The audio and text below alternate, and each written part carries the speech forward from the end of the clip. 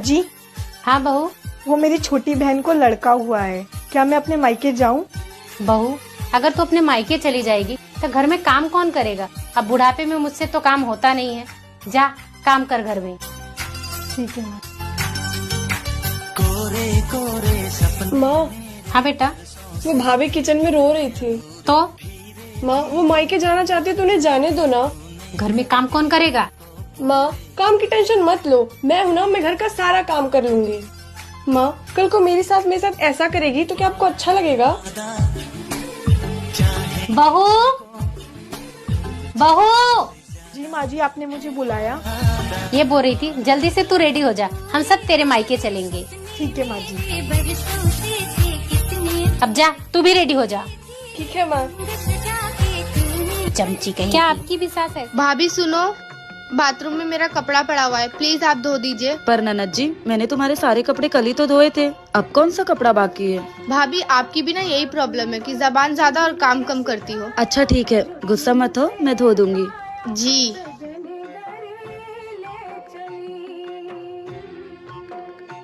कान खोल के सुन ले बहुरिया, छोटी बहू की किचन में मदद कराने की कोई जरूरत नहीं है। माँ जी वो अभी नई नहीं है और उसका किचन हमारे किचन से बहुत अलग होगा, उसे पता ही नहीं चलेगा कि क्या सामान कहाँ रखा है।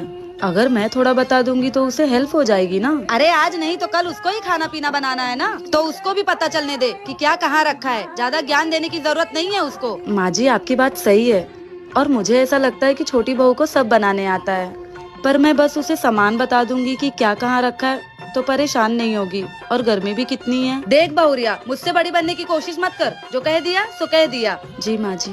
सब्सक्राइब।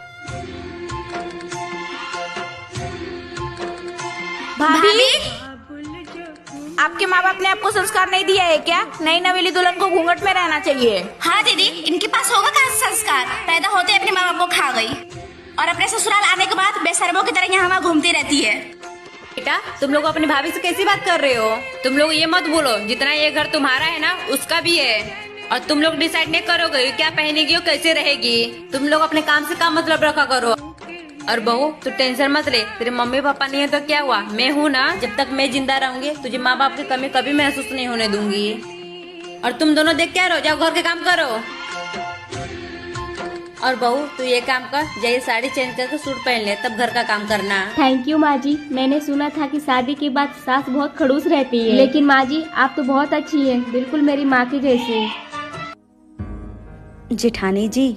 हाँ देवरानी जी। जेठानी जी, वो मैं आपसे ये पूछने आई थी कि इनके फोन में बार बार किसी का कॉल आ रहा है, किसी का मैसेज आ रहा है, तो क्या आप मुझे पढ़कर बता देंगे इसमें क्या लिखा है? आपके देवर जी नहाने गए हैं। पर क्यों देवरानी जी, तुम्हें मैसेज पढ़ना नहीं आता है? नहीं जेठानी जी, मुझे अंग्रेजी पढ़ना नहीं आता है। कोई बात नहीं, मैं तुम्हें पढ़कर सुना देती हूँ। ठीक है जेठानी जी। अरे देवर जी तो देवरानी जी को धोखा दे रहे हैं, अगर ये बात देवरानी जी को पता चली तो उन्हें बहुत बुरा लगेगा।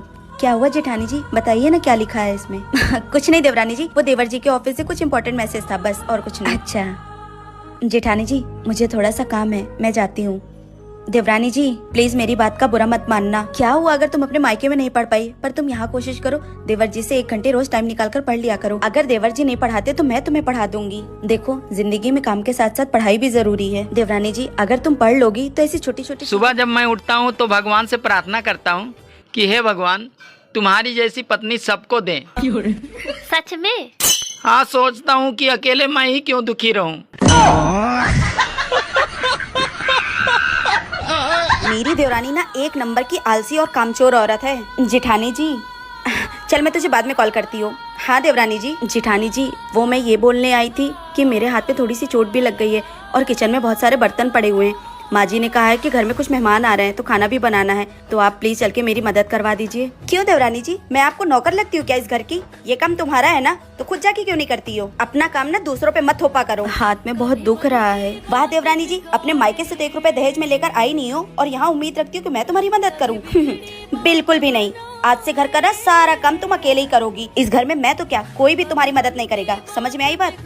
देखा दहेज लाने का कितना फायदा होता है। मैं तो आराम से ठाट से रहती हूँ इस घर में, और तुम बिना दहेज के चली आई मुंह उठाकर। अब उसका कुछ तो वसूली करना पड़ेगा ना। अब खड़े खड़े यहीं पे मेरा मुंह ही देखती रहोगी क्या? जाओ जाके अपना काम करो।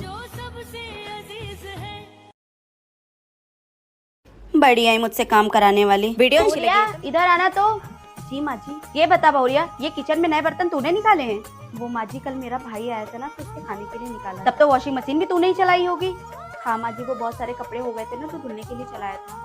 अरे बहुरिया, जब वॉशिंग मशीन चलाने का इतना ही शौक था तो अपने बाप के घर से ले आई होती दहेज में। तब तो कुछ नहीं लेकर आई, हाथ झुलाते हुए चली आई। माँ जी घर में एक मशीन है तो दूसरे की क्या जरूरत है।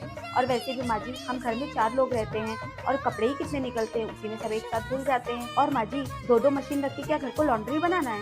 अच्छा, मुझसे जुबान लड़ाएगी? कान खोलकर सुन ले, मैं सास हूँ तेरी। हाँ माँ जी, वही मैं भी कह रही हूँ कि मैं भी आपकी बहू हूँ। जब देखो तब आपके ताने सुनने पड़ते, ये नहीं लाई, वो नहीं लाई, इसके बाप ने ये नहीं दिया, वो नहीं दिया। आपने सोचा कभी मुझे कितना बुरा लगता है? अरे रे बहुरिया, तू तो भड़क गई, मैं तो मजाक कर रही थी। हाँ माँ जी, भड़को नहीं तो क्या करूँ। अगर आप इस घर में सुख शांति चाहती है ना, तो आगे से मुझे ताने मत दीजिएगा। ठीक है बहुरिया, ये नहीं लाई, वो नहीं लाई। मम्मी जी, मैं मार्केट जा रही हूँ, बिटिया का ध्यान रखिएगा। ठीक है बहू, अगर तू मार्केट जा रही है तो मेरे लिए एक स्वेटर ले आना। ऐसा है मम्मी, जितने स्वेटर है उसी में काम चलाइए, मेरे पास फिजूल के पैसे नहीं है।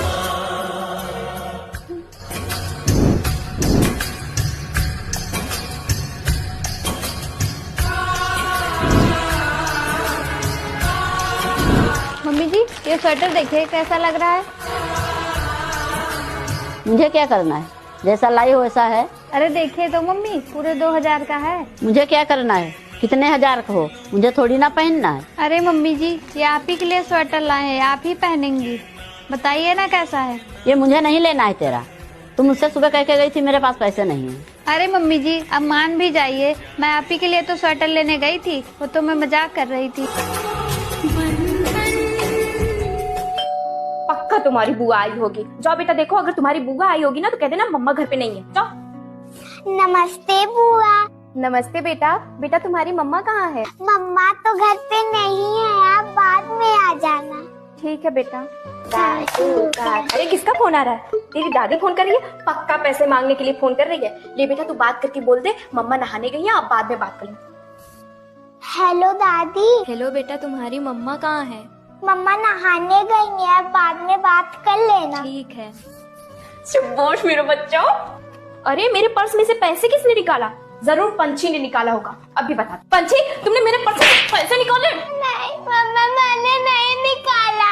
क्यों मार रही हो उसे? माँ देख रही हो चोरी करके कैसे झूठ बोल रही है। झूठ बोलना तो उसे तूने ही सिखाया है, जैसा सिखाओगी वैसा ही ना पाओगी।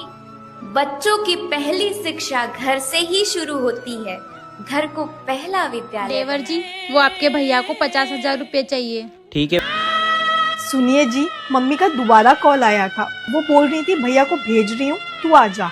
अभी तो गए महीने गई थी ना तुम, फिर जाना है तुमको? क्या है मायके में? वो छुट्टी में भी नहीं जा पाई तो सोच रही हूँ होके आ जाऊँ। बहू के काम होता है घर में रह के घर संभाले, नहीं कि मायके आना जाना करे। ये नियम सिर्फ बहू पे लागू होता है, तुम्हारी बहन पे नहीं लागू होता है। वो मेरी बहन है, इस घर की लाडली है वो। जिस तरह तेरी बहन यानी मेरी बेटी इस घर की लाडली है, उसी तरह बहू भी अपने घर की लाडली है, जाने दे उसे। सही बोले पापा, हर बेटी अपने घर की लाडली होती है। सॉरी सुकन्या, तुम अपने भैया के बुला लो और हाँ 2-3 दिन बाद आना।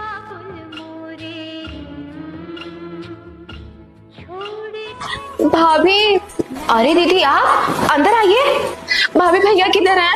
वो तो घर पर नहीं है। क्या बात है मुझे बताइए। मुझे भैया से बात करनी है। आप मुझे बताइए ना, क्या दिक्कत है? भाभी मुझे ना कुछ पैसों की बहुत जरूरत है। एक्चुअली ना ये जुए में सारे पैसे हार गए और अगर आज इन्हें पैसे नहीं मिले तो हमें हमारा घर खाली करना पड़ेगा। ननद जी, आप ऐसे आदमी को छोड़ क्यों नहीं देती? हमने तो आपको कितनी बार समझाया है। कोई बात नहीं भाभी, अगर आपको पैसे नहीं देने तो। नहीं रुकिए 1 मिनट। दीदी ये लीजिए पैसे। दीदी आप प्लीज मेरी बातों का बुरा मत मानिएगा, अगर आपके भैया होते तो वो भी आपको यही समझाते। आपको मैंने हमेशा अपनी छोटी बहन की तरह माना है। दीदी जिस रिश्ते में इज्जत ना हो, कद्र ना हो, आप उस रिश्ते को कब तक निभाएंगी? आपको कभी फिर पैसों की जरूरत पड़ेगी तो आप मुझसे कहिएगा। ठीक है भाभी, थैंक यू।